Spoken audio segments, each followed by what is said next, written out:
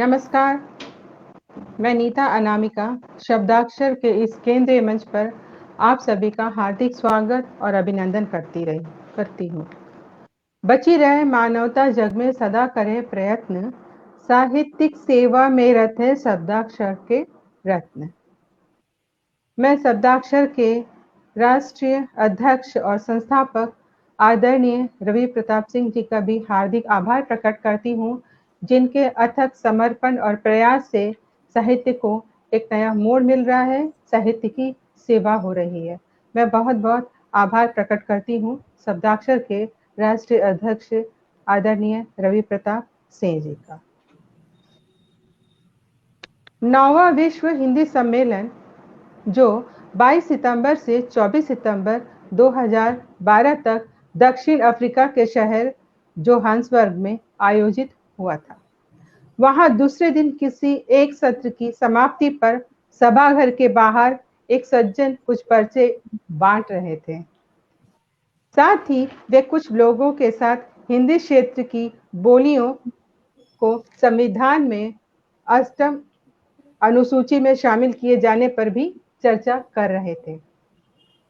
वे सज्जन कोई और नहीं बल्कि हमारे कोलकाता के विश्वविद्यालय के प्रोफेसर डॉक्टर अमरनाथ शर्मा जी थे।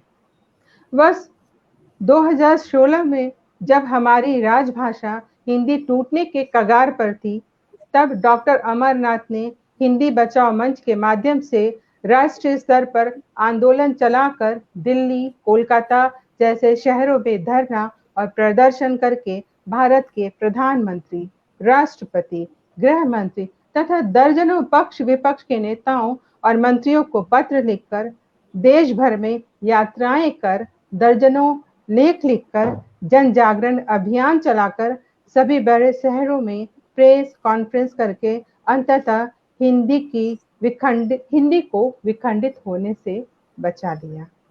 ऐसी महान विभूति डॉक्टर अमरनाथ का हम शब्दाक्षर के केंद्रीय मंच पर हार्दिक स्वागत और सादर अभिनंदन करते हैं। स्वागत है आपका सर हमारे इस मंच पर। जी धन्यवाद। वार्तालाप शुरू करने से पहले मैं इनका एक छोटा सा संक्षिप्त परिचय देना चाहती हूँ। डॉक्टर अमरनाथ का जन्म गोरखपुर जनपद के रामपुर बुजुर्ग नाम के गांव में हुआ।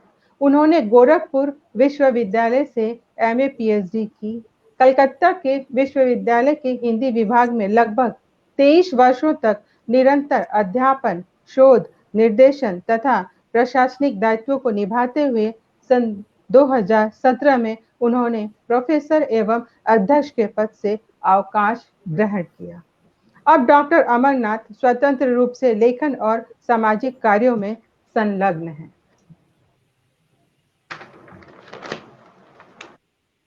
डॉक्टर अमरनाथ हिंदी बचाओ मंच के संयोजक, हिंदी एवं अन्य भारतीय भाषाओं के बीच सेतु निर्मित करने एवं भारतीय भाषाओं की प्रतिष्ठा हेतु उद्देश्यरत प्रखर आलोचक, प्रतिष्ठित भाषाविद, हिंदी आलोचना की पारिभाषिक शब्दावली जैसे वृहद ग्रंथ के रचयिता, नारी का मुक्ति संघर्ष, हिंदी जाति, सदी के अंत में हिंदी, बांसगांव की विभूतियां आदि उत्कृष्ट पुस्तकों का लेखन भी किया है।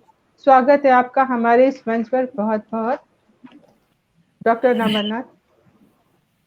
और साथ ही मैं सभी श्रोताओं एवं दर्शकों का भी हार्दिक अभिनंदन प्रकट करती हूँ जो हमारे साथ जुड़े हुए हैं। सबसे पहले मैं आपसे कुछ कहना चाहूंगी।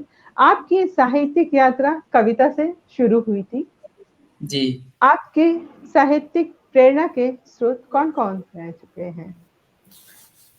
जी अनामिका जी, मैं इस समय भी अपने गांव में ही हूँ और अपने गांव में हालांकि कोई रहता नहीं है, मैं समय समय पर आता रहता हूँ और यही मेरा जन्म हुआ और इसी गांव से मैंने बीए तक की पढ़ाई की। साहित्यिक अभिरुचि मेरी शुरू में हो गई और इस संबंध में मैं अपने 2-3 गुरुओं का नाम लूंगा। जब मैं दर्जा 10 में पढ़ रहा था, 9-10 में पढ़ रहा था, छात्र था, तो एक शिक्षक थे राजकिशोर मिश्र। तो बहुत अच्छी कविताएं पढ़ते थे, गाते थे। और उस समय क्षेत्रीय स्तर पर अंत्याक्षरी प्रतियोगिताएं होती थीं, तो उनके संसर्ग में आने के नाते मुझे कविता के प्रति रुचि पैदा हुई, साहित्य के प्रति। और थोड़ा सा आगे बढ़ा तो महाराजगंज में ही एक पोस्ट ग्रेजुएट कॉलेज है।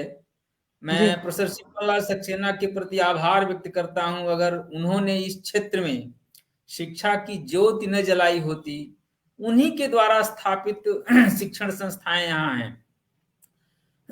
तो उसमें कॉलेज में मैं गया तो वहां डॉक्टर विजय रंजन वर्मा और एक डॉक्टर वेद प्रकाश पांडे, ये दो शिक्षक हमें मिले, जो जिनकी साहित्यिक अभिरुचि पहले बहुत अच्छी थी, बड़ी अच्छी समझ थी साहित्य के प्रति।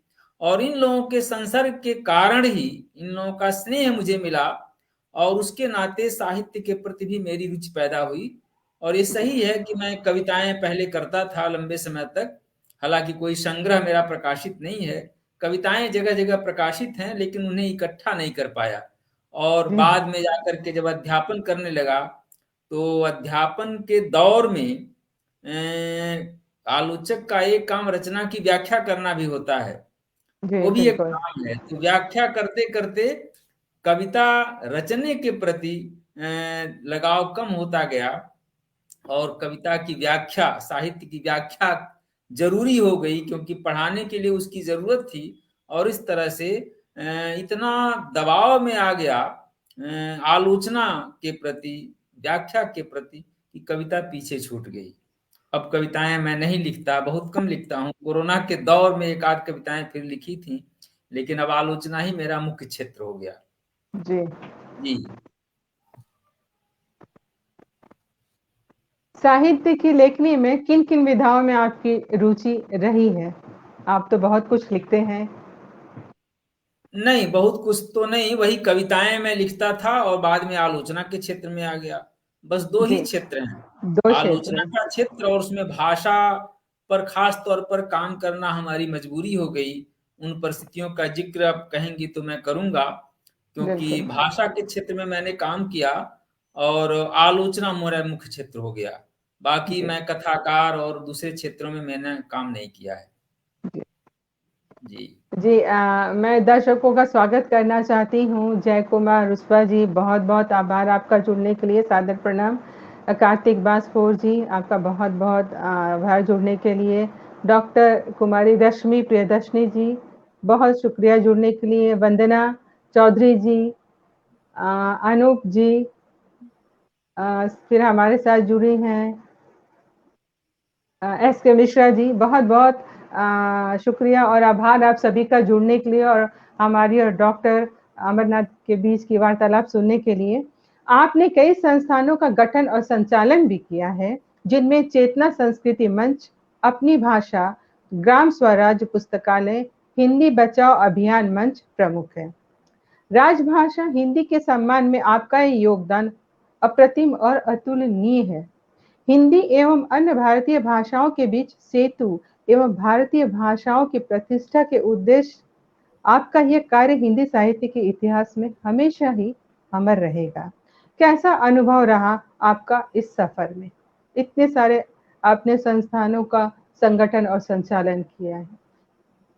देखिए, मैं मानता हूं कि किसी भी लेखक को ताकत जो है वो समाज से ही आती है जी। और सामाजिक जुड़ाव बहुत महत्वपूर्ण है। दुनिया के जितने महान लेखक हैं वो सामाजिक संघर्षों की ही उपज होते हैं।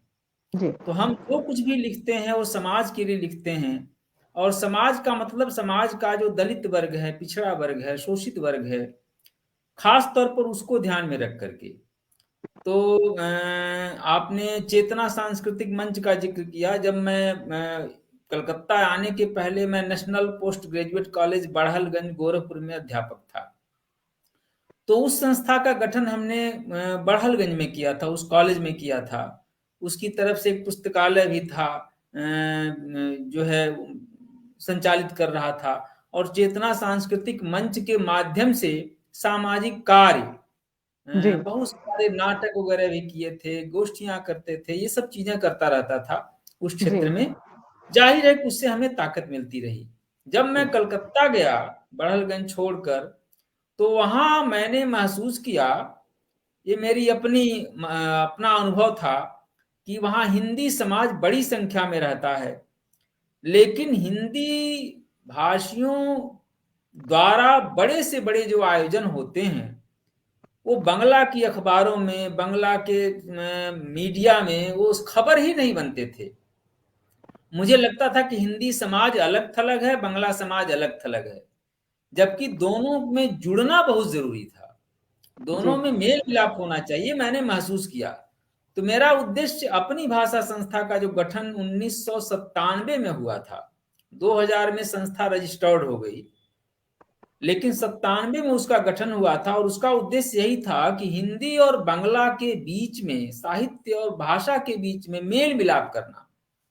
अपनी भाषा के जो कार्यक्रम हुए उसमें बंगला के हमारा उद्देश्य यही था, इसलिए हमारे अध्यक्ष, जो पहले अध्यक्ष थे अपनी भाषा के, वो नवारुण भट्टाचार्य थे, बंगाली ही थे जी। और इतने लोग शामिल हुए अपनी भाषा के कार्यक्रमों में, खासतौर पर जो राष्ट्रीय गोष्ठियां हुई उसमें महाश्वेता देवी, सुनील गंगोपाध्याय, राम कुमार मुखोपाध्याय, ये जितने रुद्र प्रसाद सेन गुप्ता, ये गौतम घोष जो प्रसिद्ध फिल्मकार हैं, नीरेंद्रनाथ चक्रवर्ती, ये सारे जो बड़े लोग हैं, महान लोग हैं, ये कई कई बार वो लोग हमारे आयोजनों में शामिल हुए, उत्साह के साथ शामिल हुए, पवित्र सरकार।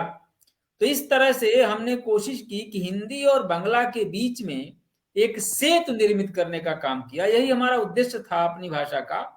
और हम समझते हैं कि अपनी भाषा इस काम में काफी हद तक सफल रही, अब तक भी वो किसी न किसी रूप में चल रही है संस्था, 20 साल से ज्यादा तो उसके उस तरह से भी हो गए। और उसकी ओर से एक पत्रिका भी हम निकालते हैं, भाषा विमर्श, उसके अंक बहुत अच्छे हैं। माने संस्था की ओर से राष्ट्रीय स्तर की संगोष्ठियां होती हैं, दूसरे कार्यक्रम भी होते हैं, बहुत सारे कार्यक्रम बीच बीच में होते रहते हैं। और अब भी किसी न किसी रूप में अपनी भाषा माने आयोजन, उसकी अपनी भाषा के आयोजन हो रहे हैं। तो अपनी भाषा का उद्देश्य, मुख्य उद्देश्य यही था कि बंगला और हिंदी दोनों के बीच में सेतु निर्मित करना। इसी उद्देश्य से हम हिंदी और बंगला या दूसरी भाषाओं और हिंदी के बीच में सेतु निर्मित करने वाले किसी भी बड़े रचनाकार को हर साल, किसी न किसी भाषा के रचनाकार को जस्टिस शारदा चरण मित्र स्मृति भाषा सेतु सम्मान भी देते रहे हैं। लगातार चलता रहा है। जस्टिस शारदा चरण मित्र, आपको शायद पता हो, बंगाल के न्यायाधीश थे और उन्होंने बहुत पहले, लगभग 100 साल हो गया, 1917 तक वो पत्रिका, उन्होंने देवनागर नाम का पत्र निकाला, संस्था बनाई, एक विस्तार परिषद नाम की संस्था बनाई। तो उनके नाम पर वो काम करते रहे, हम लोग पुरस्कार देते रहे, आयोजन करते रहे। तो इस काम में हमें जितनी उम्मीद थी उतनी सफलता तो नहीं मिली, किसी को नहीं मिलती अपने उम्मीद के अनुसार, लेकिन हम काफी ऐसा हम मानते हैं। और हिंदी बचाओ मंच तो बाद की बात है। हिंदी बचाओ मंच के बारे में भी आप जानना चाहेंगे, मुझे लगता है। जी, बिल्कुल बिल्कुल। बचाओ मंच दरअसल ये 2017 में उसका गठन हम लोगों ने किया। असल में हुआ ये कि 2016 में नहीं, बल्कि हम शुरू करेंगे 2003 से। 2003 में हिंदी की एक बोली मैथिली को संविधान की 8वीं अनुसूची में शामिल कर लिया गया। उसके बाद से हिंदी की जो अन्य बोलियां हैं, जिसमें राजस्थानी है, भोजपुरी है, छत्तीसगढ़ी है, इन तमाम बोलियों के लोग मांग करने लगे कि उसे भी संविधान की 8वीं अनुसूची में शामिल किया जाए, जो स्वाभाविक है, ऐसी मांग स्वाभाविक है। बिल्कुल। तो इसको लेकर के हम लोग चिंतित तो थे। अपनी भाषा के मंच पर हम लोगों ने इस पर विचार विमर्श भी किया था और हम लोगों को लगता था कि ये गलत निर्णय होगा। अगर ऐसा हुआ तो हिंदी तो खंड खंड हो जाएगी, क्योंकि 8वीं अनुसूची में शामिल होने का मतलब है कि अपना घर बांट लेना, अलग हो जाना। सीधे मैथिली अलग हो गई तो इसका मतलब है कि मैथिली उसी तरह से हिंदी की एक भाषा के लिए भाषा है जैसे बंगला है, उड़िया है, असमिया है, तमिल है, तेलुगु है, इसी तरह से है। क्योंकि अब 2011 की जो सेंसस रिपोर्ट है उसमें मैथिली भाषियों की संख्या हिंदी में नहीं गिनी गई है, वो अलग हो गए। जी। तो अगर भोजपुरी भी अलग हो जाए, 8वीं अनुसूची में चली जाए, तो उतनी संख्या हिंदी में से घट जाएगी।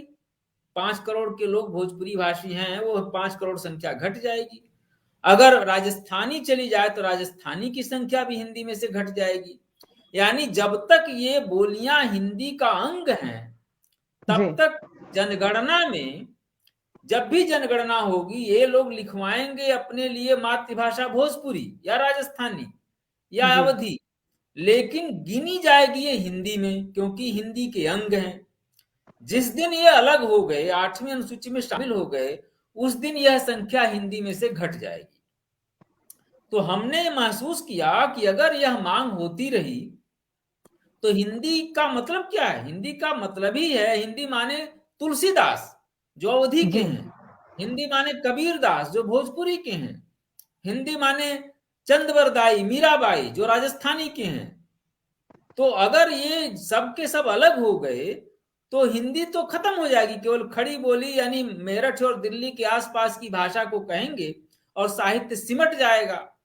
हिंदी की ताकत सिर्फ उसकी जनसंख्या है। मैं बंगाल में बहुत लंबे समय तक रह रहा हूं, आपने जिक्र किया। बंगाल में रहने के बाद बंगला साहित्य से जो मेरा परिचय हुआ, उससे मैंने महसूस किया, आज भी मैं कह सकता हूं कि साहित्य की दृष्टि से बंगला साहित्य 20 है, हिंदी 19 है। मैंने हिंदी की किसी को नोबेल पुरस्कार तो नहीं मिला, लेकिन बंगला में मिला है। तो हम एक प्रेमचंद पर गर्व करते हैं, वहां कई चंद हैं, बंकिम चंद हैं, शरद चंद हैं, एक से एक हैं। तो हिंदी की ताकत क्या है? किस बल पर इसको राष्ट्रभाषा कहने के लिए विवश किया जाता है? किस बल पर इसे राजभाषा बनाया गया है? किस कारण से गांधी जी जो गुजराती भाषी थे उन्होंने हिंदी का पक्ष लिया? किस कारण से बाल गंगाधर तिलक या काका कालेलकर जो मराठी भाषी थे उन्होंने हिंदी का पक्ष लिया? बंगाल के लोग जो है वो हिंदी का पक्ष लेते हैं। रविन्द्रनाथ टैगोर, सुभाष चंद्र बोस, ईश्वर चंद्र विद्यासागर, सबने हिंदी का पक्ष लिया है। क्यों? सिर्फ संख्या, जनसंख्या की दृष्टि से हिंदी का कोई मुकाबला नहीं है। इस देश की आधी आबादी हिंदी भाषी है, हिंदी बोलती है, 10 राज्यों में फैले हुए हैं। तो हिंदी की संख्या को जब खत्म कर देंगे तो हिंदी तो खत्म हो जाएगी। ये चिंता हमें हुई जब मैं लखनऊ में था 2016 में, संभवतः 12 नवंबर 2016 की घटना है। लखनऊ में एक विश्वविद्यालय है, शकुंतला मिश्रा पुनर्वास विश्वविद्यालय, वहां भोजपुरी अध्ययन और अनुसंधान केंद्र का उद्घाटन कर रहे थे हमारे तत्कालीन गृह मंत्री राजनाथ सिंह। और वहां उन्होंने घोषणा की कि आने वाले संसद के सत्र में हम भोजपुरी को संविधान की 8वीं अनुसूची में शामिल करने जा रहे हैं। प्रधानमंत्री जी से इस विषय में बात हो चुकी है, ऐसा उन्होंने कहा। मैं संजोग से उस समय लखनऊ में था, तो ये देख करके मैं चिंतित हो गया कि अगर भोजपुरी चली गई तो अवधी क्यों नहीं? अवधी के पास तो रामचरितमानस जैसा ग्रंथ है, उसे भी जाना चाहिए। पद्मावत है। ब्रजी क्यों नहीं? सारा मध्यकाल ब्रजभाषा में है, वो भी अलग होनी चाहिए। राजस्थानी क्यों नहीं? ये सब अलग हो जाएगी तो हिंदी तो खत्म हो जाएगी, हिंदी के पास बचेगा क्या? यही तो हिंदी की ताकत है। तो इसलिए हमने उसी दिन तय किया कि पढ़ना लिखना मैंने छोड़ दिया और हमने सोचा कि इसको बचाना बहुत जरूरी है, क्योंकि हिंदी की ताकत हिंदी की जनसंख्या है, हिंदी के यही हिंदी के अंग हैं। तो उस दिन से अच्छा, उसके बाद मैंने देखा कि बनारस में एक जन भोजपुरी मंच जैसा संगठन था। बनारस हमारे यहाँ प्रधानमंत्री जी का क्षेत्र था, तो वो लोग संदेश दे बेच करके, चिट्ठियां लिख करके प्रधानमंत्री के ऊपर दबाव डाल रहे थे, जन भोजपुरी मंच के लोग, कि भोजपुरी को संविधान की 8वीं अनुसूची में शामिल कीजिए। अच्छा, इसको लेकर के लंबे समय से मांग हो रही थी। संसद में कई बार ये सवाल उठ चुके थे, जैसे प्रभुनाथ सिंह, रघुवंश प्रसाद सिंह, संजय निरुपम, अली अनवर अंसारी, हमारे वर्तमान उत्तर प्रदेश के मुख्यमंत्री योगी आदित्यनाथ, ये जो तिवारी जी जो भाजपा के अध्यक्ष थे, फिल्मों के भोजपुरी फिल्मी अभिनेता हैं, मनोज तिवारी, रवि किशन, जगदम्बिका पाल जो बस्ती के पास के एक सांसद हैं, इन सब लोगों ने संसद में समय समय पर मांग की कि भोजपुरी को संविधान की 8वीं अनुसूची में शामिल कीजिए। इस सबका दबाव था कि यह निर्णय लगभग लिया जा चुका था। उसके बाद मैं जब कलकत्ता आया तो हम लोगों ने हिंदी बचाओ मंच का गठन किया। बंगी हिंदी परिषद के कार्यालय में उसकी बैठक हुई और श्रीनिवास शर्मा को आप जानती हैं, कलकत्ते के आलोचक हैं, उनकी अध्यक्षता में हम लोगों ने निर्णय लिया कि इस मुद्दे को किसी तरह से, इस विषय को रोका जाए, हिंदी को टूटने से बचाया जाए। तो हमारा केवल एक उद्देश्य था, हिंदी को टूटने से बचाया जाना चाहिए।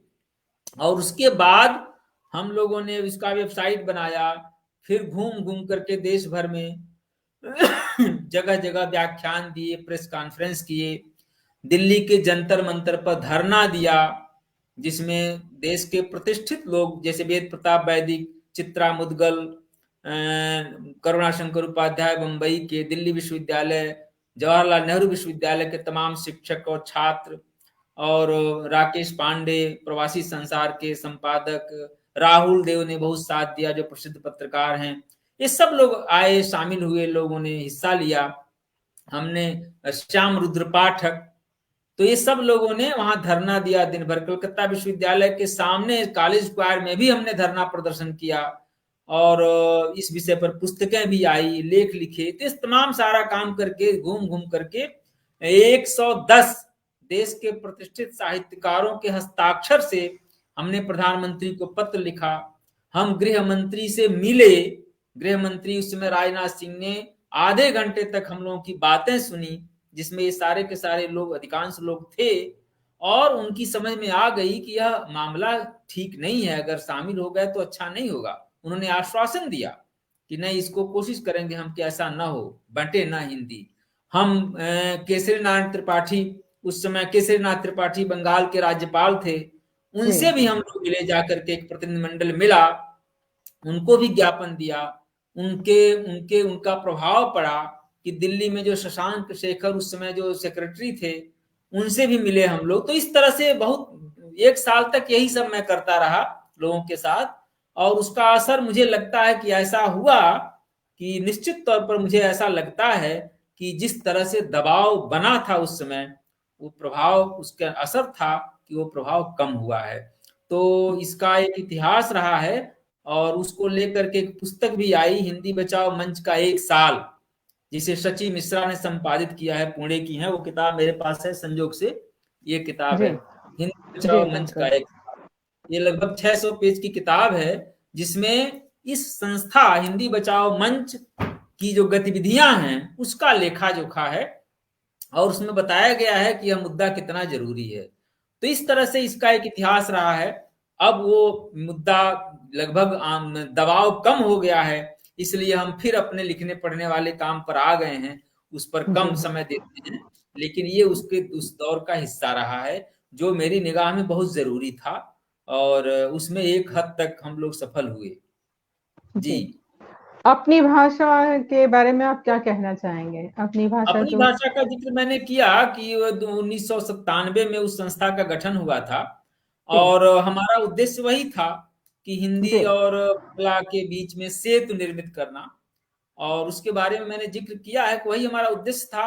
और आज भी उसकी ओर से भाषा विमर्श नाम की पत्रिका निकलती है, गोष्ठियां हम लोग करते हैं, और हम अपने उद्देश्य में एक सीमा तक सफल भी हैं, ये मान के चलते हैं। ये बहुत जरूरी है असल में, ये इसकी जरूरत तो आज और दिखाई देती है अपनी भाषा संस्था की। अभी जो यूपीएससी का रिजल्ट आया है, यूनियन पब्लिक सर्विस कमीशन का, वो आपको ताज्जुब होगा कि मैं उसका देख रहा था, रिजल्ट देख रहा था, 3% हिंदी भाषी खास तौर पर लोग यूपीएससी पास हुए हैं। 97% जो पास हुए हैं वो अंग्रेजी माध्यम वाले पास हुए हैं।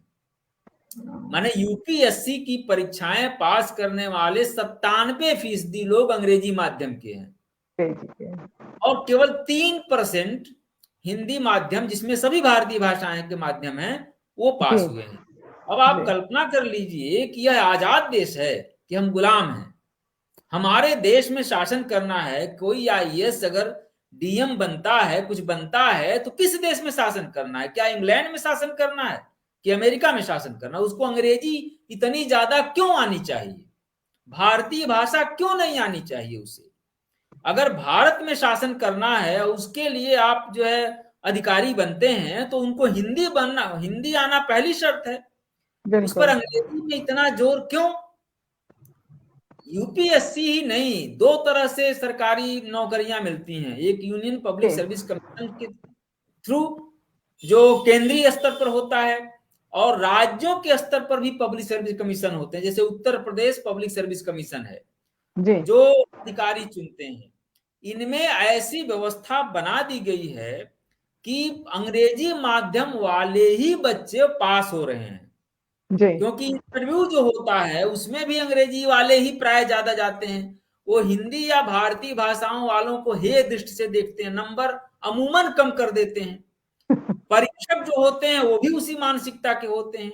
अंग्रेजी सिर्फ एक भाषा है, और दुर्भाग्य से ये है कि हमारे देश में अंग्रेजी ज्ञान का पर्याय मान लिया गया है। ऐसा नहीं है, भारतीय भाषाएं बोलने वाले लोग भी उतने ही ज्ञानी हो सकते हैं। बिल्कुल सही है। और ये संयोग है कि कोई बच्चा गांव में पैदा होता है। मेरे गांव में पैदा हुआ बच्चा, मैं इसी गांव में पैदा हुआ, आज से लगभग 67 साल की उम्र हो गई, और मैंने कलकत्ता विश्वविद्यालय में विभागाध्यक्ष के रूप में कम से कम 6 साल की सेवाएं दी हैं। मैं वहां विभिन्न प्रशासनिक पदों पर भी मैंने काम किया है। जितनी अंग्रेजी मैं दर्जा 6 से ABCD मैंने पढ़ी है, तो भी उतनी अंग्रेजी मुझे आती थी जितनी जरूरत है। लेकिन मैं किसी से कम दिमागदार हूं ये मुझे नहीं आता। मैं जो समझता हूं कि जो अंग्रेजी बोलते हैं उनसे मेरे पास कम दिमाग नहीं है और क्षमता भी कम नहीं है, लेकिन अंग्रेजी माध्यम होने के नाते, अंग्रेजी बोलने के नाते उन्हें अगर प्रिविलेज मिलता है, उन्हें सुविधाएं मिलती हैं, तो ये इस देश के लिए दुखद है। हम गुलाम, आज भी चंद लोगों ने अंग्रेजी को एक हथियार बना लिया है और उसी अंग्रेजी के हथियार के बल पर शासन कर रहे हैं। यूपीएससी का जो रिजल्ट आया है, मैं देख रहा था, उसमें 1-2 ग्रामीण परिवेश के बच्चे निकल गए हैं, पास हो गए हैं, अच्छे नंबर पा गए हैं। लेकिन 50% जो लोग उत्तीर्ण हुए हैं वो आईएएस के घरों के, आईपीएस के घरों के ही बच्चे हैं, उन्हीं के बच्चे हैं। यानी 50% उन्हीं लोगों के परिवार के घरों के बच्चे ही आईएएस बन रहे हैं जी। ये कौन सा तर्क है? आज भी हमारे देश में सुप्रीम कोर्ट से लेकर के 25 में से 21 हाई कोर्टों में कोई भी भारतीय भाषा नहीं चलती, सिर्फ और सिर्फ अंग्रेजी चलती है। अब आप बताइए कि कोई व्यक्ति लॉ करता है, LLB करता है, तो वो तो छोटी अदालतों में ही रह जाएगा, दोयम दर्जा शुरू से ही हो जाएगा, वो हाई कोर्ट और सुप्रीम कोर्ट में प्रैक्टिस ही नहीं कर सकता। ये उसके साथ ज्यादती शुरू से ही हो रही है। क्यों कलकत्ता हाई कोर्ट की भाषा बंगला क्यों नहीं होनी चाहिए?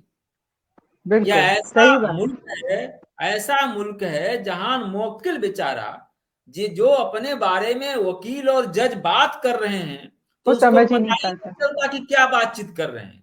सही कहा। वो अपने बारे में जो फैसला पाता है उसको सुनने समझने के लिए भी वकील के पास जाना पड़ता है, और वकील उसके लिए भी पैसा लेता है। ये हमारे देश की व्यवस्था है। स्टाफ सर्विस कमीशन का मैंने पिछले दिनों अध्ययन किया और मैंने इस पर एक लेख भी लिखा है।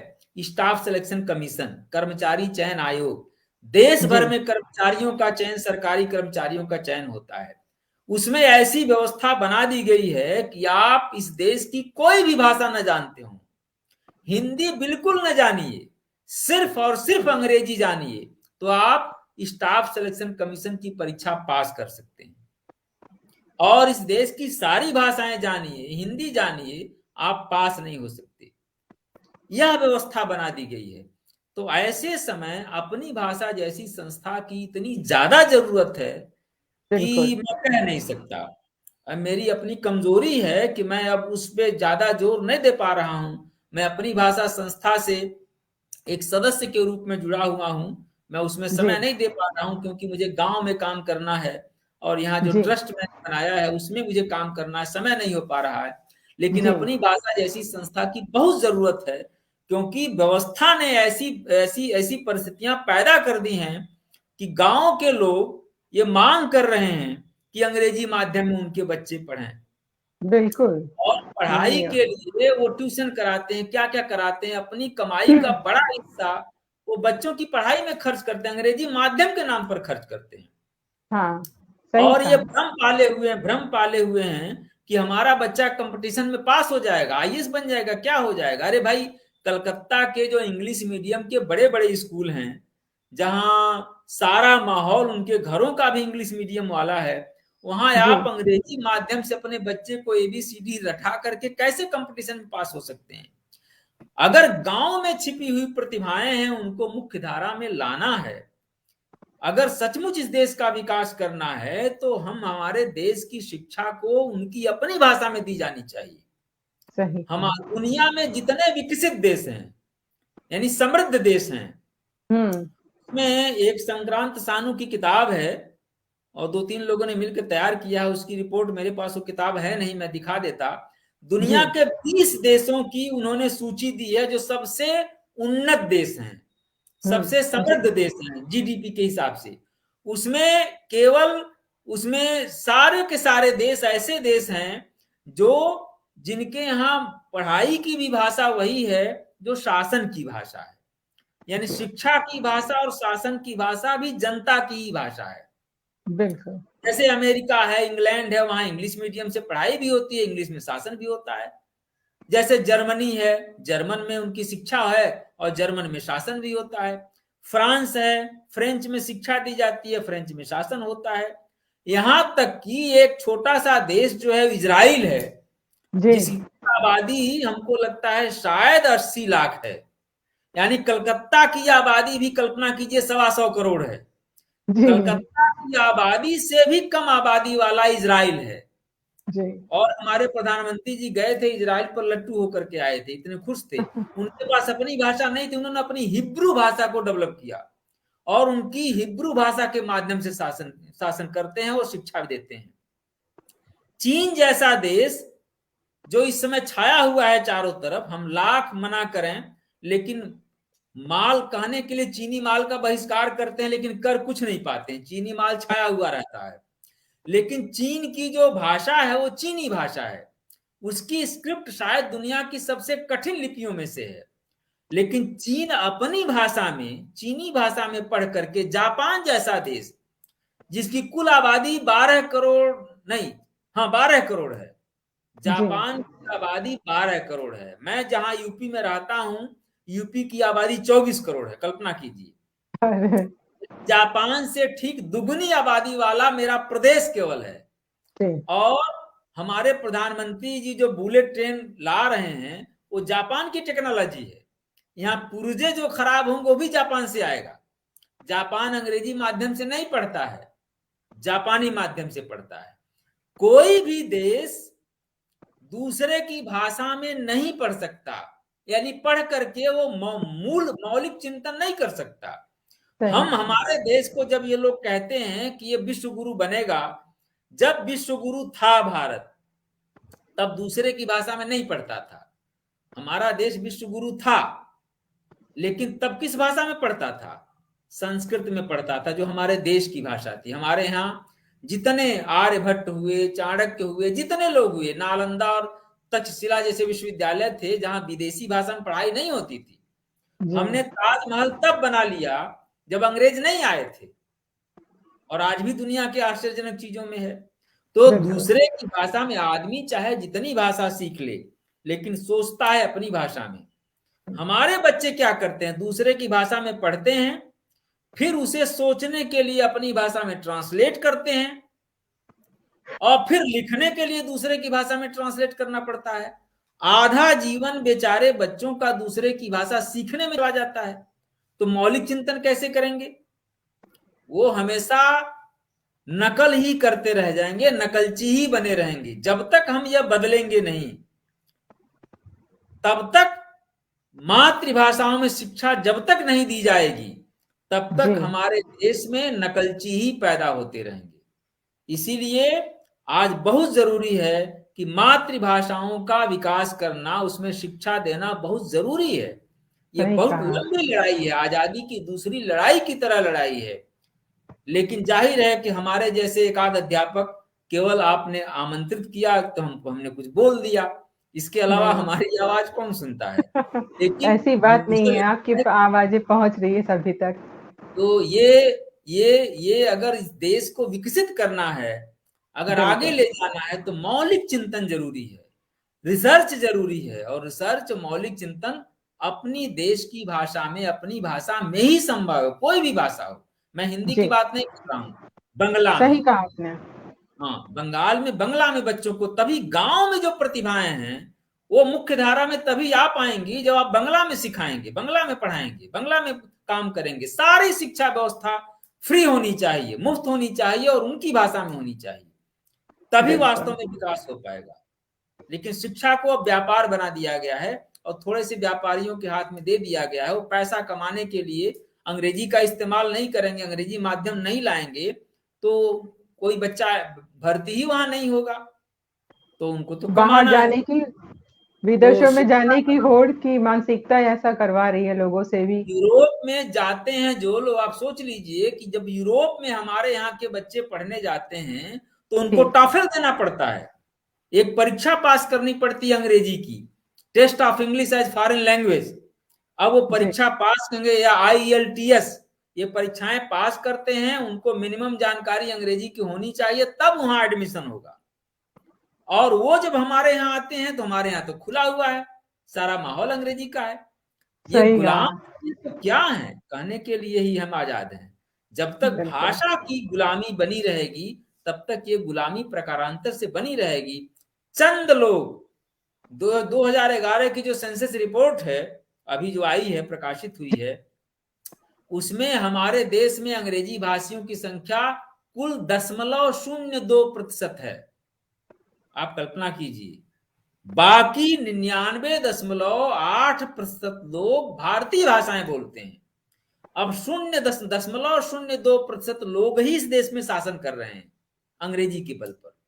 मानसिकता के ऊपर, हमारी हमारी मानसिकता पे मानसिकता नहीं, शासन। व्यवस्था ऐसी बना दी गई है, हम क्या कर लेंगे भाई? हम सही अपने कहा। बच्चे को बेवकूफ नहीं बनाएंगे, अंग्रेजी पढ़ने से नौकरी मिलेगी तो हम अपने बच्चों को अंग्रेजी सही, पढ़ाएंगे, ये तो हमारी मजबूरी है।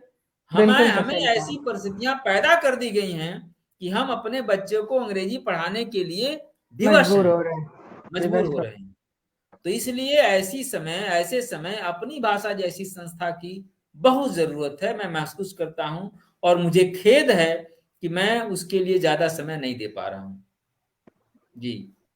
आपकी आवाज जिन लोगों तक पहुंच रही है, हम सब तक, हम सब पूरी कोशिश करेंगे कि आपका सपना पूरा हो और हमारी जो राजभाषा हिंदी है वो एक सम्मान के रूप में हमारे सामने आए, और इसको बोलने से लोग न हिचकिचाएं, क्योंकि भाषा ही तो एक व्यक्ति की पहचान होती है, सबसे बड़ी बात है। मैं आभार प्रकट करना चाहती हूँ गणेश प्रसाद गौतम जी का, बहुत बहुत आभार हमसे जुड़ने के लिए। अलका जी का, अलका जी कह रही हिंदी के विकास और प्रसार में गैर हिंदी भाषियों का भी बड़ा योगदान रहा है। सही कहा है आपने अलका जी। संतोष, संप्रीति जी, बहुत बहुत आभार, स्वागत है आपका इस कार्यक्रम में हमसे जुड़ने के लिए, हार्दिक धन्यवाद आपको। हमारे साथ जुड़े हुए हैं हमारे राष्ट्रीय अध्यक्ष और शब्दाक्षर के संस्थापक आदरणीय रवि प्रताप सिंह जी, बहुत बहुत आभार आपका आदरणीय, आप हमसे जुड़े हैं इस वार्तालाप में। हमारे साथ जुड़े हुए हैं दयाशंकर मिश्रा जी, बहुत बहुत आभार आदरणीय आपका इस कार्यक्रम, इस वार्तालाप, इस साक्षात्कार से जुड़ने के लिए। राजीव रावत जी हमसे जुड़े हुए हैं, माफी चाहती हूँ, बहुत बहुत धन्यवाद और आभार आपका जुड़ने के लिए। काफी लोग बहुत कुछ कहना चाहते हैं। हाँ, डॉक्टर रश्मि जी कह रही हैं कि मुझे किसी भाषा से कोई विद्रोह नहीं, परंतु वहाँ हिंदी की उपेक्षा बर्दाश्त नहीं कर सकती। सही कहा रश्मि जी ने, अपनी मातृभाषा, अपनी माँ की उपेक्षा कोई भी बर्दाश्त नहीं कर सकता। एस के मिश्रा जी कह रहे हैं कि अपनी मातृभाषा में ही शिक्षा दी जाए तभी देश की उन्नति संभव है और हमारी अगली पीढ़ी सुसंस्कृत होगी। बहुत सही कहा आपने। राजीव रावत जी कह रहे हैं भाषा की उपेक्षा हम ही करते हैं। सही कहा, हम ही करते हैं भाषा की उपेक्षा। न जाने क्यों हमारी ये मानसिकता कब दूर होगी और अंग्रेजी हमारी मातृभाषा से श्रेष्ठ है। बहुत सही कहा। दयाशंकर मिश्रा जी, आदरणीय दयाशंकर मिश्रा जी कह रहे हैं हाँ, केवल अंग्रेजी केवल संपर्क की भाषा हो। सही कहा आपने आदरणीय, ये तो हमारी सोच पे निर्भर करता है, व्यवस्था पे निर्भर करता है कि कहाँ तक लागू होगा हिंदी के प्रति हमारा जो समर्थन है। जी, डॉक्टर रश्मि जी कह रही, हम अपने बच्चों को पढ़ाई हेतु विदेश भेजकर भी तो बड़े प्रफुल्लित होते हैं। ये बात सही कहा आपने। सबके माता पिता बड़े खुश होते हैं कि हमारा बच्चा भारत से बाहर जाकर नौकरी कर रहा है, अच्छे पैसे कमा रहा है। ब्रेन ड्रेन नाम एक बीमारी से निजात पाने की जरूरत है, डॉक्टर रश्मि जी कह रही हैं। सही कहा। बहुत बहुत आभार आप सभी दर्शकों और श्रोताओं का। आप इसी तरह से कमेंट्स करते रहें और हम आदरणीय अमरनाथ जी तक पहुंचाती रहूंगी मैं। हिंदी जगत में आपकी पहचान एक सुधी आलोचक और प्रतिष्ठित भाषाविद की है। आपकी बहुचर्चित पुस्तक हिंदी आलोचना की परिभाषिक शब्दावली वर्ष 2009 में प्रकाशित हुई।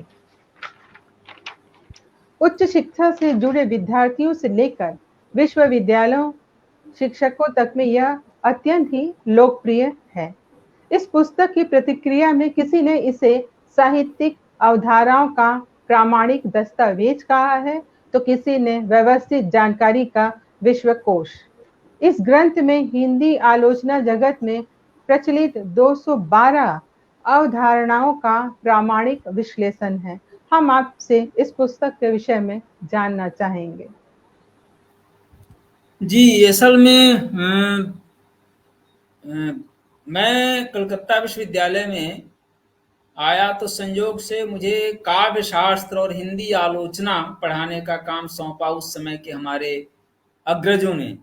जी। तो मैं जब काव्य शास्त्र और हिंदी आलोचना पढ़ाने लगा तो मुझे बार बार ये लगता था, बहुत सारे ऐसे शब्द मेरे सामने आते थे जिनके बारे में कोई कॉन्सेप्ट, बहुत ही क्लियर कॉन्सेप्ट नहीं था, कहीं किताबों में भी चीजें नहीं थी। तो मुझे लगा कि जब मुझे असुविधा हो रही है तो छात्रों को, उच्च शिक्षा के छात्रों को भी असुविधा हो रही होगी बहुत ज्यादा। तो मेरे मन में आया कि इस विषय पर काम करना चाहिए। मैं काम करने लगा और मुझे लगा कि इस विषय को लेकर के अंग्रेजी में तो कई किताबें थी, जैसे रेमंड विलियम्स की किताब थी, एम ए अब्राहम्स की किताब थी, तो कई किताबें अंग्रेजी, हिंदी में कोई किताब नहीं थी। केवल एक किताब मेरे सामने थी, डॉक्टर बच्चन सिंह की हिंदी आलोचना के बीज शब्द, जिसमें जो आज से लगभग 30-40 साल पहले प्रकाशित हुई थी, 50 साल लगभग हो गए थे। और उसके बाद से तमाम सारे शब्द हिंदी में आए, खासतौर पर वैश्वीकरण के बाद बहुत सारे शब्द आए, तो उन शब्दों का कहीं कोई जिक्र नहीं था और मुझे भी असुविधा हो रही थी। मैंने उस विषय पर काम करना शुरू किया। मुझे लगा कि विद्यार्थियों के और उच्च शिक्षा के लोगों के लिए, शिक्षकों के लिए भी ऐसी किताब की जरूरत है। तो मैं उस पर काम करने लगा और उसी दौरान मैंने एक प्रोजेक्ट बना करके विश्वविद्यालय अनुदान आयोग को भेज भी दिया कि अगर उनकी सहमत बन जाएगी, कुछ सहयोग मिल जाएगा तो काम आसान हो जाएगा। तो भेज दिया और वो विश्वविद्यालय यूजीसी ने उसे स्वीकार कर लिया।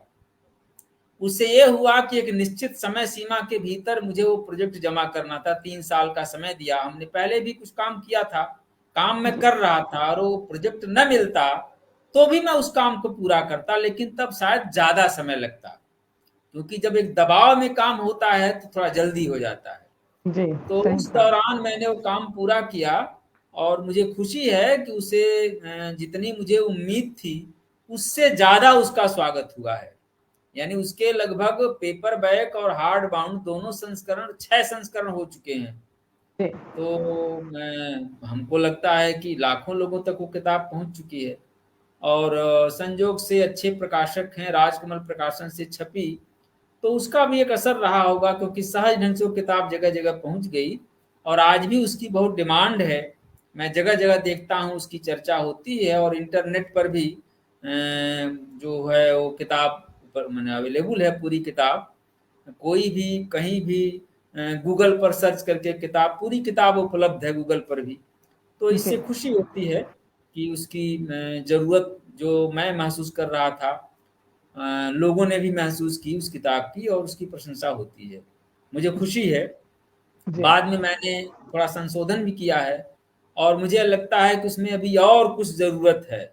आने वाले संस्करण में मैं कोशिश करूंगा कुछ और शब्द उसमें जोड़ूं, जी ऐसा मैं महसूस कर रहा हूं। मैं ऐसी कोशिश करूंगा। जी जी, बहुत अच्छी बात आपने कही।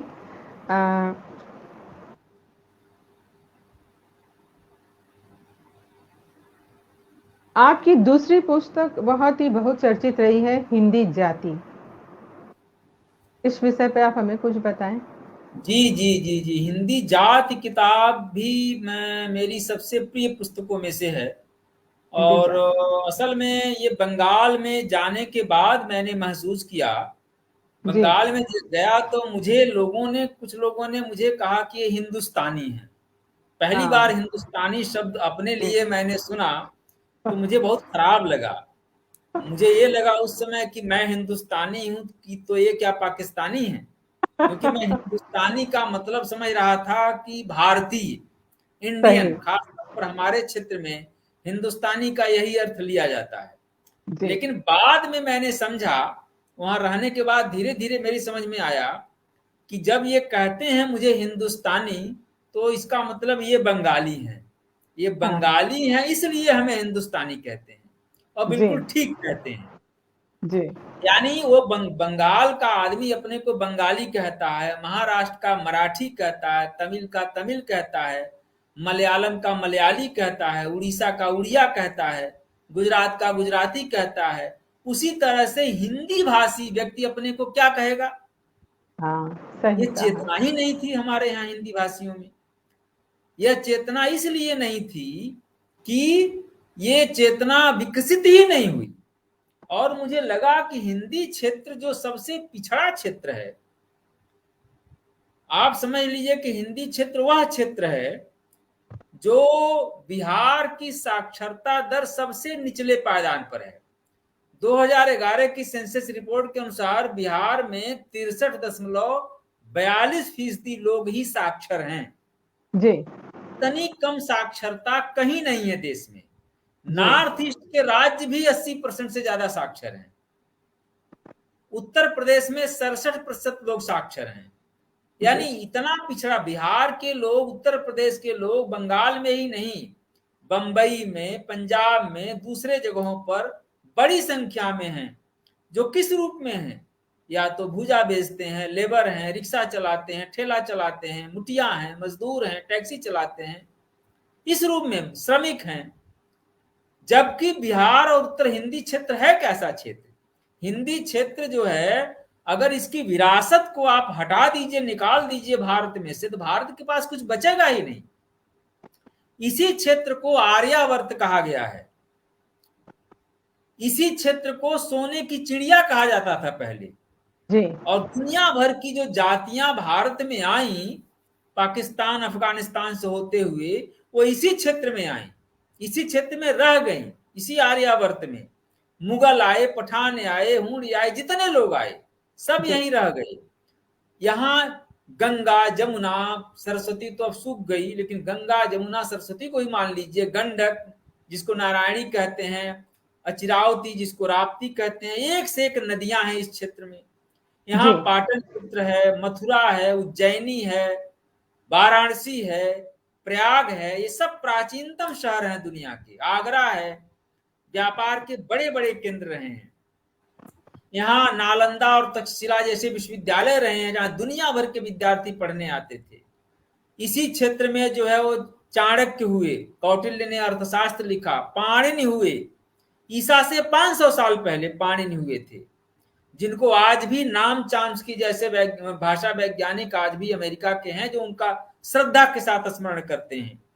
जी सासुर स्मरण करते हैं, ब्लूमफील्ड स्मरण करते हैं, पाणिनि की श्रद्धा करते हैं उनके ऊपर। इसी क्षेत्र में पतंजलि हुए, जिनके योग को लेकर बाबा रामदेव कितना बड़ा व्यापार चला रहे हैं, आप देख रहे हैं। इसी क्षेत्र में जो है वो सुश्रुत हुए, जो शायद दुनिया के पहले शल्य चिकित्सक थे, जी ऑपरेशन करने वाले सर्जन थे। जी चरक हुए, जिन्होंने चलो चरक संहिता लिखी, जो शायद पहले शरीर विज्ञानी थे। इसी जी क्षेत्र में आर्यभट्ट हुए, जिन्होंने शून्य की खोज की। भास्कराचार्य हुए। ये इतना समृद्ध क्षेत्र है, लेकिन सबसे पिछड़ा है, सबसे गया गुजरा है, चारों तरफ मार खा रहे हैं लोग। इस क्षेत्र में तीनों ऋतुएं होती हैं, जाड़ा भी पड़ता है, वर्षा भी होती है, गर्मी भी पड़ती है। इस क्षेत्र में सारी फसलें होती हैं, इतनी अच्छा उर्वरा शक्ति है इस क्षेत्र में। क्यों पिछड़ी है हिंदी जात? मुझे ये लगता है बार बार कि हिंदी जात के पिछड़ेपन का सबसे बड़ा कारण है हिंदी समाज के, हिंदी बेल्ट के जातीय चेतना का अभाव। यानी इन्हें महसूस ही नहीं होता है। जैसे बंगाल के लोगों के घरों में चले जाइए, आप बंगाल में रहते हैं, मैंने जहां देखा है, तो उनके जो मिडिल क्लास के घरों में बंकिम मिलेंगे, शरद चंद्र मिलेंगे, रामकृष्ण परमहंस मिलेंगे, स्वामी विवेकानंद मिलेंगे, रविन्द्रनाथ टैगोर मिलेंगे।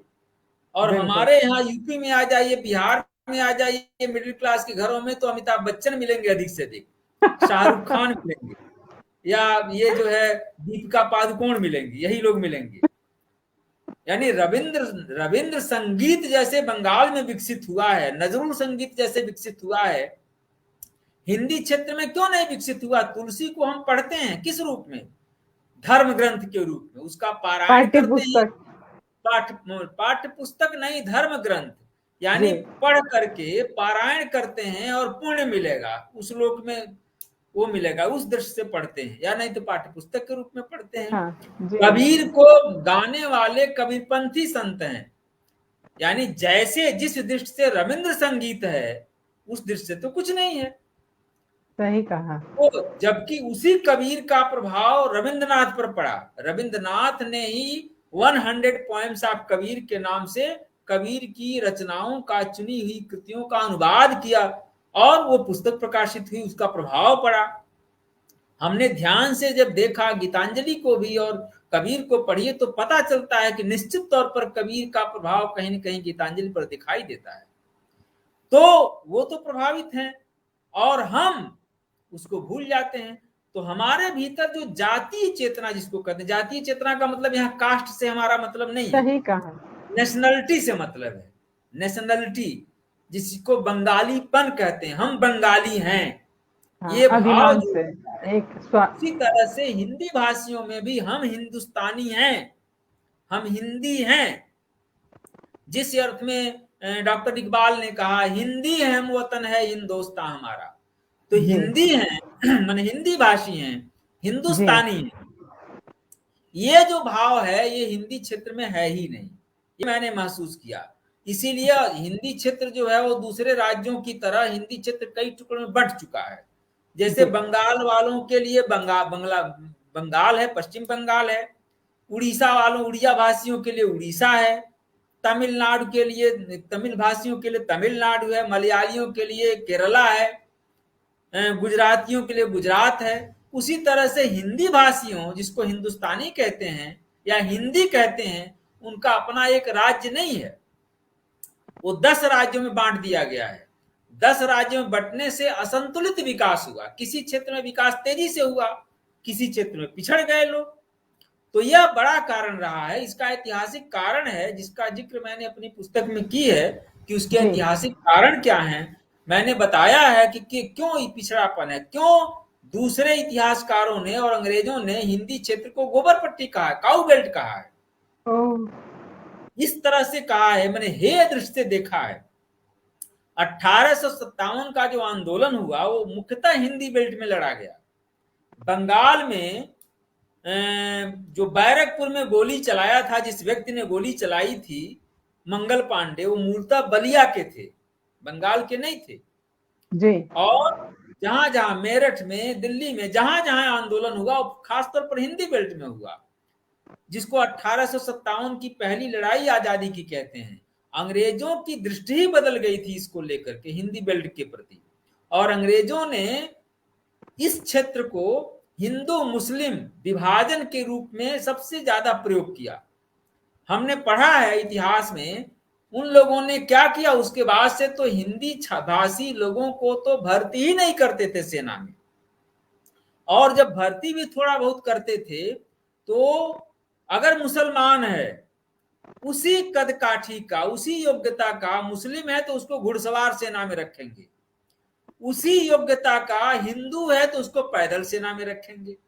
यानी सेम क्वालिफिकेशन, वो एक ही योग्यता, मुसलमान है तो घुड़सवारी, और हिंदू है तो पैदल सेना, यानी धर्म के आधार पर विभाजन करके इन दोनों में बांट करके आपस में ईर्ष्या का भाव पैदा किया अंग्रेजों ने जी। आज भी वो चीजें की जा रही हैं।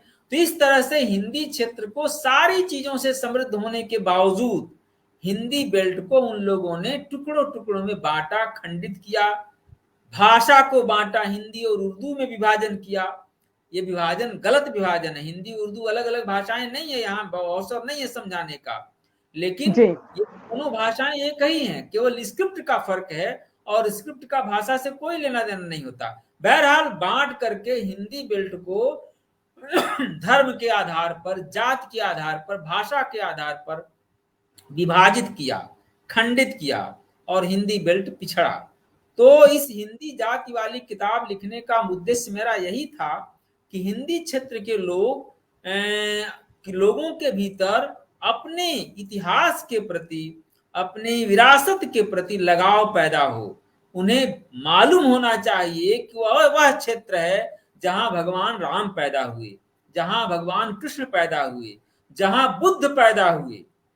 बुद्ध पैदा हुए उसी हिंदी बेल्ट में, लेकिन आश्चर्य होता है, अगर सच्चाई न होती तो कोई मानता नहीं कि चीन बौद्ध है, लंका बौद्ध है, तिब्बत बौद्ध है, थाईलैंड बौद्ध है, म्यांमार बौद्ध है। उस समय तो इंटरनेट नहीं था, कंप्यूटर नहीं था, बुद्ध कहीं गए भी नहीं हिंदी बेल्ट को छोड़ करके। बुद्ध जो है लुम्बिनी में पैदा हुए, सारनाथ में क्या नाम है, कुशीनगर में उनको, कुशीनगर बोध गया में बुद्धत्व प्राप्त हुआ, सारनाथ में पहली बार व्याख्यान दिया और कुशीनगर में दिवंगत हो गए।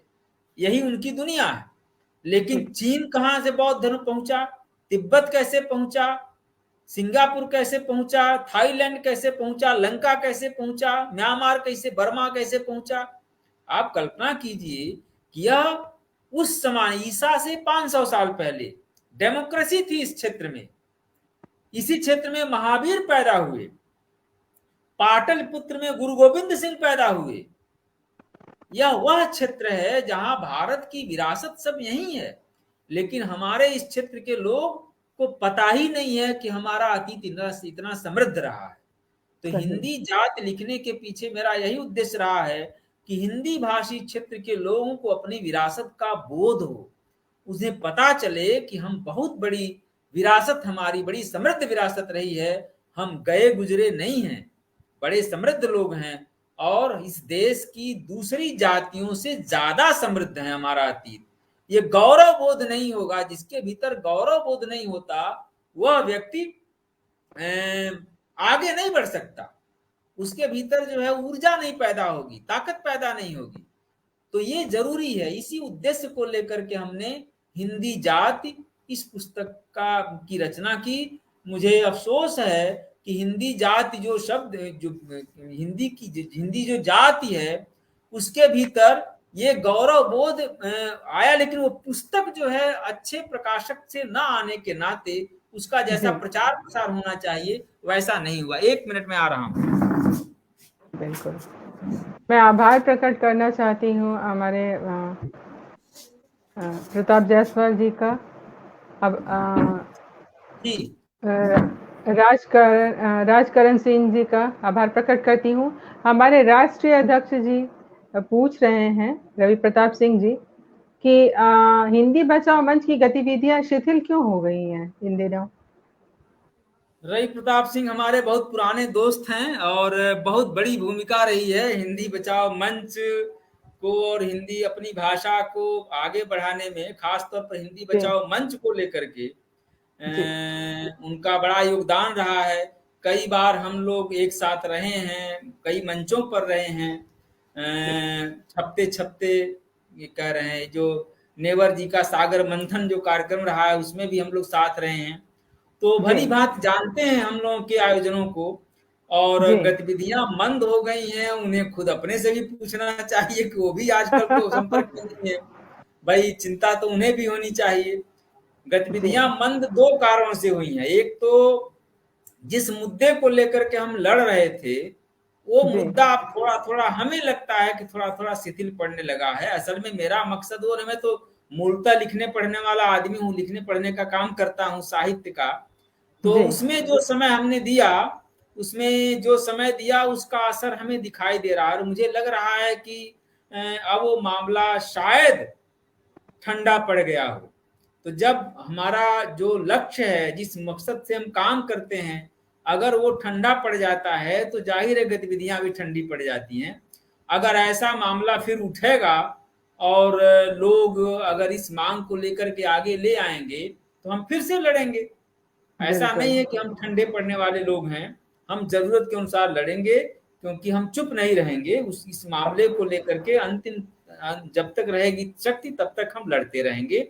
हम रवि प्रताप सिंह जी से भी उम्मीद करते हैं तो बिल्कुल हम लोगों का साथ दें, हम उनके साथ हैं, वो हमारे साथ, हम दोनों मिलकर लड़ेंगे तभी हो पाएगा। जी बिल्कुल। आपके प्रिय कवि तुलसीदास जी रहे हैं, तो आपके प्रिय कवि की और आपकी कोई रचना हो जाए, दर्शक सुनना चाहेंगे। देखिए, प्रिय कवि की रचना पढ़ाने से कोई खास लाभ नहीं है, गंभीर विषय है। हाँ, प्रिय कवि हमारे तुलसी इसलिए रहे हैं कि बहुत बचपन में मैं जहाँ बचपन मेरा बीता वहाँ माहौल कुछ दूसरे तरह का था। और जब मैं बचपन में पढ़ता था तो मेरे पिताजी और दूसरे लोग जो है शाम के वक्त रामचरितमानस का पाठ करते थे। मैं पाठ करता था, लोग सुनते थे, आसपास के लोग भी आ जाते थे। तो मैंने रामचरितमानस का कई बार उस दौर में पारायण किया बचपन में ही। तो उससे और तुलसी को आज भी मुझे लगता है कि दुनिया में शायद कोई ग्रंथ हो जिसे धर्म ग्रंथ का गौरव मिला हो और जो लोक भाषा में लिखा गया हो। अवधि जैसी लोक भाषा में लिखा गया ग्रंथ तुलसी महान इसीलिए दिखाई देते हैं। तुलसी अगर चाहते तो अपना सारा ग्रंथ वो संस्कृत में लिख सकते थे। रामचरितमानस के सभी कांडों के आरंभ में जो संस्कृत के श्लोक हैं वो इतने मधुर हैं, इतने अच्छे हैं कि उससे लगता है कि संस्कृत पर भी कितनी अच्छी पकड़ तुलसी की थी। लेकिन लिखा उन्होंने किस भाषा में? अवधी में, जो उस समय की लोक भाषा थी। इसलिए लोक में उनकी वो लोक तक जिन तक पहुंचाना चाहते थे। मैंने यही सीखा है तुलसी से कि हम जब अपनी भाषा चुनते हैं अपने लेखन की, रचने सृजन की, तो उसी समय हम अपनी जनता भी चुन लेते हैं, किनसे हम अपनी बात कह रहे हैं। अगर हम अवधि में लिख रहे हैं तो इसका मतलब अवधि भाषियों के लिए लिख रहे हैं। अंग्रेजी में लिख रहे हैं तो इसका मतलब अंग्रेजी भाषियों के लिए लिख रहे हैं। यानी हर उस जनता को, गौतम बुद्ध तो राजा के बेटे थे और संस्कृत के पंडित थे, ज्ञानी थे, लेकिन उन्होंने सारा का सारा अपना जो उपदेश दिया वह पाली में दिया। उस जमाने की जो लोक भाषा थी उसमें अपना उपदेश दिया, क्योंकि लोक में जनता के बीच अपनी बात कहना चाहते थे। तो यही हम तुलसी से भी मैंने यही सीखा है कि हम लोक के बीच जाएंगे तो लोक की भाषा हमें सीखनी चाहिए। अब तुलसी हमारे लिए बहुत प्रिय हैं और तुलसी की बहुत सारा हिस्सा रामचरितमानस का मुझे अब भी याद है, लेकिन यहाँ सुनाने का कोई औचित्य मुझे दिखाई नहीं दे रहा है। उनकी रचनाएं तो कहीं भी आप सुन लेंगी, जगह जगह है। वो महानतम कवि है, मेरी निगाह में महानतम कवि है बस। जी, तो आपकी कोई रचना श्रोताओं को आप सुनाइए। मैंने भी बताया कि मैंने कविता करना छोड़ दिया है, तो कोई रचना अगर आपकी जिद ही है तो एक छोटी सी रचना मैं सुना दे रहा हूँ। बिल्कुल, स्वागत है आपका। बहुत पहले मैंने लिखी थी, जब मैं बीए में पढ़ता था तो ओजस्वी कविताएं करता था, तो 2 पंक्तियां सुना दे रहा हूँ। असल में शहीदों को लेकर लोग आंसू भी बहाते हैं, तो उसको लेकर के, लेकिन मेरा ये कहना है कि अश्रु की बूंदें नहीं मस्तक चढ़ाओ, अश्रु की बूंदें नहीं मस्तक चढ़ाओ, सूर्य से कह दो कि वे किरणें छिपा लें, बादलों से जा कहो सब और छा लें, याद आती है शहीदों की जवानी, मृत्यु के अंतिम क्षणों की वह कहानी, बादलों बादलों गर्जन के मिस यशगान गाओ, अश्रु की बूंदें नहीं मस्तक चढ़ाओ। याद करना धर्म है हर एक जन का, उन शहीदों को याद करना धर्म है हर एक जन का, आंसुओं में पर न कहना वह कहानी, आह भरने से नहीं संतोष उनको, मांगते हुए भी खड़े तेरी जवानी, अश्रु पोछो इनकलाबी धुन बजाओ, अश्रु की बूंदें नहीं मस्तक चढ़ाओ। छोटी सी कविता याद है, संयोग से मैंने सुना दिया। धन्यवाद। बहुत बहुत आभार आपका कविता सुनाने के लिए।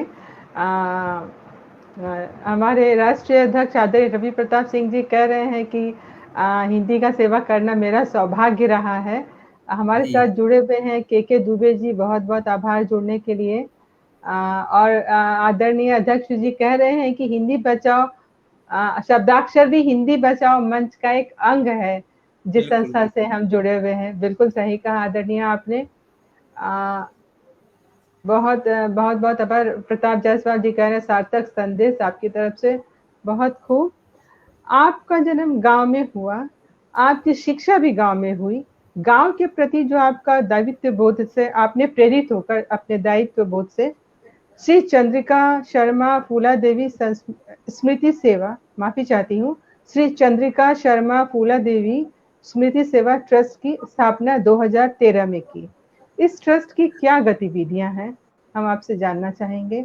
और आपने इसी संस्था की एक पत्रिका भी निकाली है जिसका नाम आपने गांव रखा है जी। तो इसके बारे में हम आपसे सुनना चाहेंगे, क्योंकि आप गांव में ही बैठे हैं। असल में गांव में हम लोग थे, जन्म हुआ और धीरे से हम जब कलकत्ता चले गए तो लंबे समय से संपर्क नहीं था। और गांव में हम लोग 2 भाई हैं, एक भाई हमारे बीएचयू में प्रोफेसर हैं भूगोल के, तो दोनों लोग आगे चले गए तो गांव में आना जाना थोड़ा कम हो गया। और मुझे लगा कि मैं जो कुछ भी हूँ, बीए तक की जो शिक्षा है, ग्रेजुएशन तक की शिक्षा, वो मेरी और मेरे छोटे भाई की भी शिक्षा इसी गांव से रह करके हुई थी। तो जब हम लोग शहर में, चाहे छोटे भाई बीएचयू में प्रोफेसर हो गए, हम कलकत्ता चले गए, तो यहाँ गांव और हम लोग जब ऐसा महसूस हुआ कि जिस गांव ने हमें पाला पोसा बड़ा किया, उस गांव के प्रति भी हमारा कोई दायित्व होना चाहिए। आखिर क्या फर्ज है? हमारा दायित्व केवल अपने बच्चों के प्रति नहीं होना चाहिए, अपने गांव के प्रति भी होना चाहिए। दायित्व बोध हमारे भीतर पैदा हुआ और हमें लगा कि आने वाली पीढ़ियां जो हैं, हो सकता है गांव से उनका लगाव न हो, तो यहाँ की जो संपत्ति है, जो खेत है, जो और सब चीजें हैं, वो कहीं खत्म न हो जाए, आने वाली पीढ़ियां इसको बेच न दें, कोई आने वाला नहीं रह जाएगा तो बिक जाएंगी, खत्म हो जाएंगी।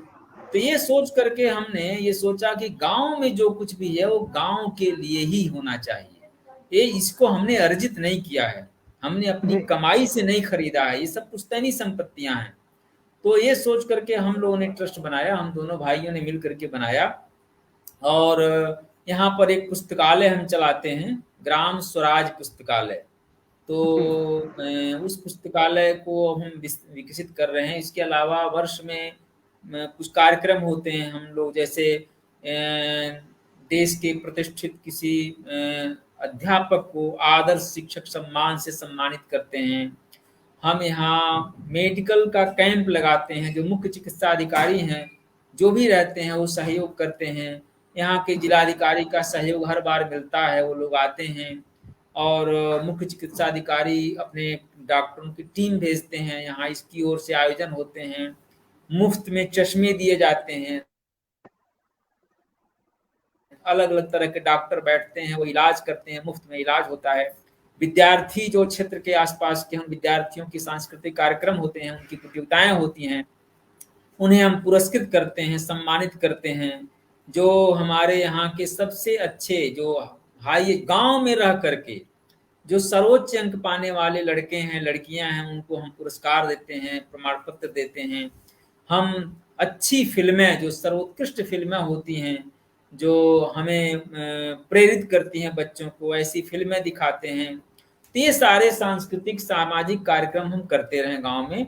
अब हम आए हुए हैं इस समय, हमने अलग से एक भवन, ग्राम स्वराज पुस्तकालय का एक अलग भवन हम बना रहे हैं, लगभग 2500 स्क्वायर फीट का वो भवन है। उसके लिए अलग से जमीन है, डोनेट किया है हम लोगों ने, उस पर भवन निर्मित हो रहा है। दरअसल हम इसी पर्पज से आए हुए हैं गांव में, और 20-21 दिन हो गया, और तब तक हम रहेंगे जब तक उसका वो माने लिंटर नहीं हो जाएगा, उसका जो छत नहीं ढल जाएगा, तब तक रहेंगे। तो तय करके हम आए हैं। तो हम अपने प्रयास से ये सारी चीजें हम लोग कर रहे हैं, और हमें उम्मीद है भविष्य में हम क्या करेंगे, इसको एक कम्युनिटी सेंटर की तरह विकसित करेंगे, सामुदायिक केंद्र की तरह विकसित होगा। यहाँ दूसरे कार्यक्रम भी होंगे, जैसे गांव में जो बड़ी समस्याएं हमें दिखाई देता है कि दो समस्याएं खास तौर पर हैं। एक तो अंधविश्वास, बहुत ज्यादा जी, सही अंधविश्वास में कहा। लोग तमाम सारा पैसा अपना मेहनत की कमाई का अंधविश्वास में खर्च करते हैं, डॉक्टरों की जगह पर सोखा ओझा के चक्कर में पड़े रहते हैं। और दूसरी चीज है नशा, नशे की लत तेजी से फैली है गाँव में, छोटे छोटे बच्चे भी नशा करते हैं।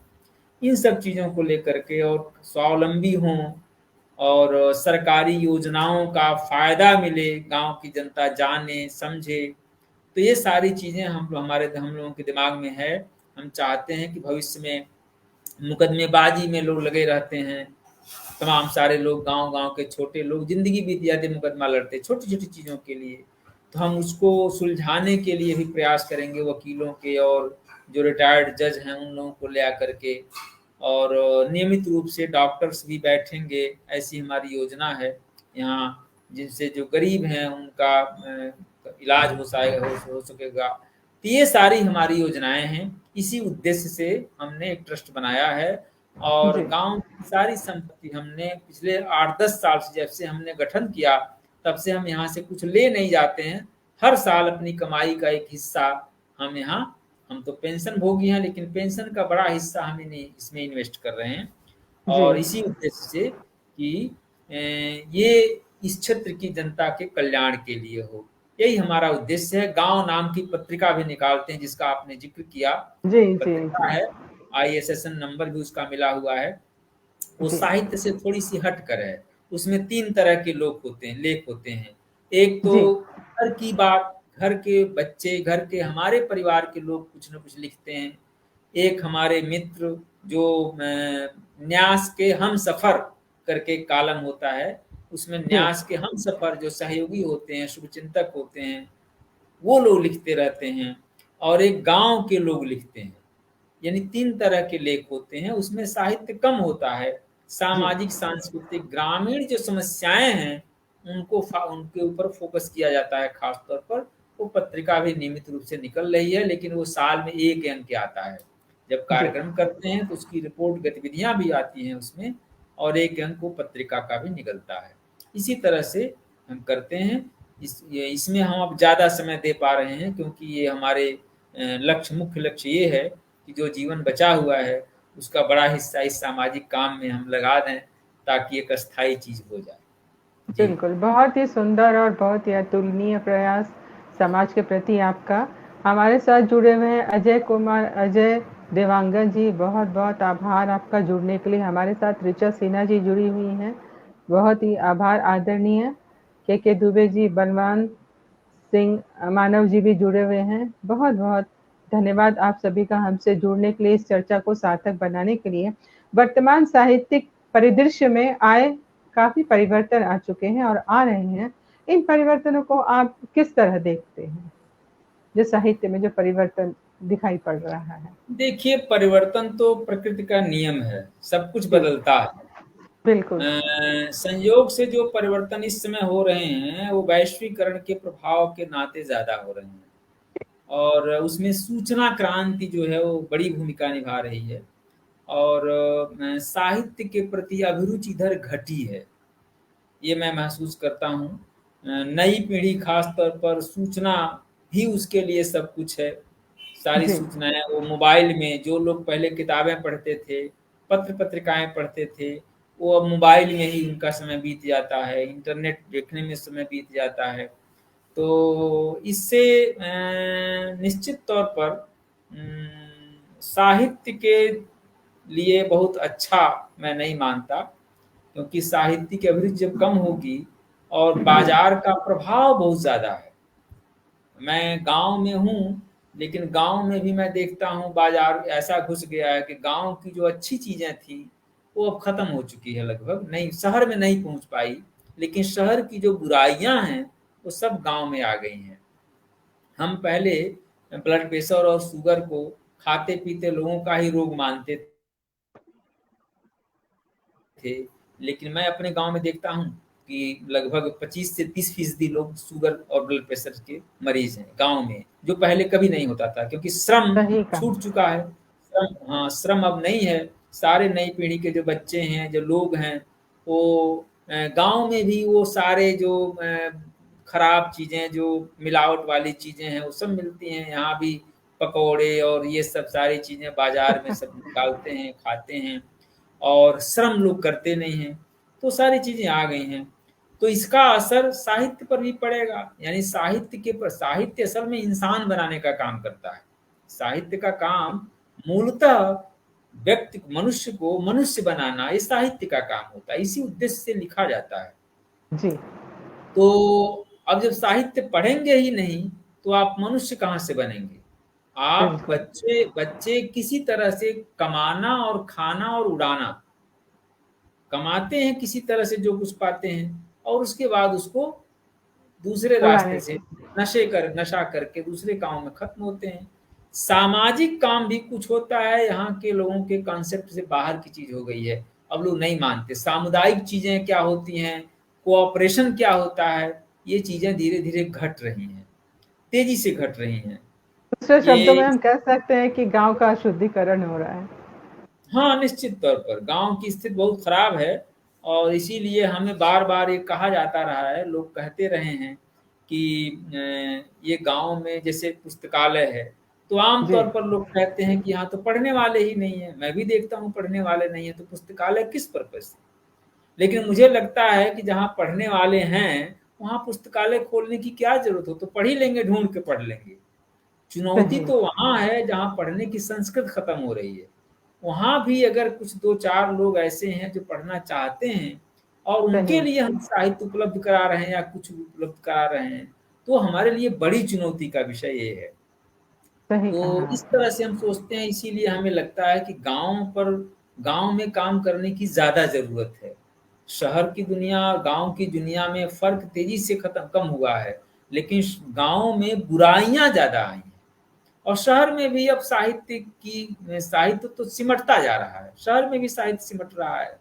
और साहित्य का उद्देश्य मैं केवल 2 ही मानता हूँ। एक तो साहित्य जो है इंसान बनाता है, मनुष्य बनाता है, तो साहित्य भी उसी तरह का रचा जाना चाहिए जो अच्छा इंसान बनाए। साहित्य रचने वाले भी अगर ऐसा साहित्य नहीं रच पा रहे हैं तो जाहिर है कि वह हमारी कमजोरी मानी जाएगी, ये हम मानते हैं। साहित्यकारों की कमजोरी है। सूचना अलग है, साहित्य अलग है। हालांकि साहित्यकार अब भी बहुत हैं, बहुत अच्छा लिख रहे हैं, बहुत अच्छी, खासतौर पर कहानियां खूब लिखी जा रही हैं, लेकिन साहित्य के पाठक निश्चित तौर पर तेजी से घट रहे हैं। जी। वर्तमान समय में अभी आप क्या लिख पढ़ रहे हैं इन दिनों? देखिए, इस समय तो मैं तो गांव में पढ़ा हुआ हूँ, लिखना पढ़ना बहुत कम हो पा रहा है। लेकिन इस समय 3 स्तंभ हम एक तरह से लिख रहे हैं। एक तो अभी कल मैंने पोस्ट किया है हिंदी के आलोचक जी। आलोचकों पर, क्योंकि मुझे लगता है कि आलोचक बेचारे बहुत मेहनत करना पड़ता है। एक आलोचक को बहुत पढ़ना पड़ता है। जैसे मान लीजिए किसी पुस्तक की समीक्षा करनी है, किसी व्यक्ति की, किसी साहित्यकार की समीक्षा करनी है, तो उसे उस साहित्यकार के बारे में पढ़ना पड़ेगा, उस साहित्यकार के ऊपर जो लिखा गया उसको पढ़ना पड़ेगा। तो बहुत कुछ पढ़ने के बाद वो लिखता है, और उसको उसका पुरस्कार बहुत कम मिलता है, उसका लाभ बहुत कम मिलता है। एक जो साहित्यकार होता है, जो क्रिएटिव राइटिंग जो करते हैं, उन्हें सारे पुरस्कार मिलते हैं, उन्हें प्रतिष्ठा मिल जाती है और रचनाकार हो जाते हैं। लेकिन एक आलोचक जो बहुत ज्यादा मेहनत करता है, वो एक लेख लिखने के लिए उसे कई दिन पढ़ना पड़ता है, उसको उस हिसाब से नहीं मिलता। तो मुझे लगा कि आलोचकों को थोड़ी सी प्रतिष्ठा मिलनी चाहिए। तो मैं और क्या कर सकता था, मैंने आलोचकों पर एक सीरीज लिखना शुरू किया। और कल मैंने जो डाला है वो शमसुर रहमान फारूकी, जो उर्दू के हैं, लेकिन मैं मानता हूं कि उर्दू हिंदी में बहुत फर्क नहीं है। तो 51 आलोचकों पर मैं लिख चुका हूं, ये चल रहा है। जाहिर है कि एक पुस्तक भर की सामग्री तो हो गई है, लेकिन मैं प्रतिष्ठित आलोचकों पर ये पूरा करूंगा, चाहे जितना भी हो। तो 51 आलोचकों को पर मैं लिख चुका हूं, और इसमें ज्यादातर जो है वो जो मैं लिखता हूं, तो मैं सोशल मीडिया पर, फेसबुक पर भी डालता हूं, और छपती भी हैं। मैं बहुत सम्मान के साथ स्मरण करना चाहूंगा जन संदेश टाइम्स के संपादक, कि वो प्रायः मेरी सारी ये जो आलोचकों पर जो लेख हैं वो नियमित रूप से छापते रहे हैं। कल भी उन्होंने छापा है, लखनऊ से वो अखबार निकलता है, तो मंथन में उन्होंने छापा है। तो एक तो ये चल रहा है हिंदी के आलोचक, और एक आजाद भारत के असली सितारे। असल में मुझे लगता है कि जो रियल हीरो हैं हमारे समाज के, जिन्हें हम हीरो कहते हैं, वो तो सेलिब्रिटी हैं, लेकिन दरअसल जिन्होंने त्याग किया है, जो संघर्ष करते हैं, जो जेल जाते हैं, जो लड़ाई लड़ते हैं, जो जनता के हित की लड़ाई लड़ते हैं, उन्हें तो डंडे मिलते हैं, उन्हें तो जेल मिलता है, उन्हें कष्ट मिलता है, और उन्हें हम याद नहीं करते, उन्हें हम भूल जाते हैं। तो ऐसे लोगों को, जैसे आज के हमारे समाज में मेधा पाटकर हैं, आप ले लीजिए, एक उदाहरण है। अब मेधा पाटकर लगातार संघर्ष कर रही हैं, लेकिन उन्हें जाहिर है कि वो संघर्ष करते करते ही खत्म हो जाएंगी, लेकिन संघर्ष में ही तो असली हीरो तो हमारी वही है। तो ऐसे जो लोग भी, मैंने केवल उदाहरण दिया, ऐसे समाज में बहुत सारे लोग रहे हैं। तो आजादी के बाद जो लोग भी इस तरह के रहे हैं, जिन्होंने अपना त्याग करके, संघर्ष करके जनता के हित में काम किया है, ऐसे लोगों पर मैं लिख रहा हूं, और समाज को मैं परिचित कराना चाहता हूं कि हमारे असली हीरो ये हैं जी। जो सच्चे हीरो हैं वो ये हैं, वो नहीं जो फिल्म दुनिया में दिखाई देते हैं, बिल्कुल, क्योंकि वो तो सेलिब्रिटी हैं, लेकिन रियल हीरो हमारे ये हैं। तो उन पर मैं लिख रहा हूं, और उस पर भी मैं 41 लोगों पर मैं लिख चुका हूं, 41 पर मैं लिख चुका हूं। वो भी एक सब लोग पत्रिका निकलती है, उसमें सारे के सारे वेबसाइट भी है उनका, वो छापते हैं पत्रिका में, वेबसाइट में भी देते हैं, और मैं अपने फेसबुक पर भी डालता हूं। तो इससे एक तो वो सीरीज चल रहा है, और ये प्रायः मैं इनके जन्मदिन पर या पुण्यतिथि के अवसर पर मैं इसको डालता हूं, उसी बहाने स्मरण करता हूं। और एक तीसरा सीरीज चल रहा है हिंदी के योद्धा, जिन्होंने हिंदी के लिए लड़ाई लड़ी, संघर्ष किया, आहुति दी, ऐसे हिंदी के योद्धा। तो ये हिंदी के योद्धा जो हैं, इन पर भी मैंने 25 लोगों पर मैंने लिख लिया है, और 26वां आने वाला है। पिछला मैंने लिखा था बाल सौर रेड्डी पर, अभी 3-4 दिन पहले उनकी पुण्यतिथि थी, तो उस पर मैंने लिखा था। तो ये 25 लोगों पर वो भी हो चुका है। तो इस तरह से ये 3 चीजें चल रही हैं।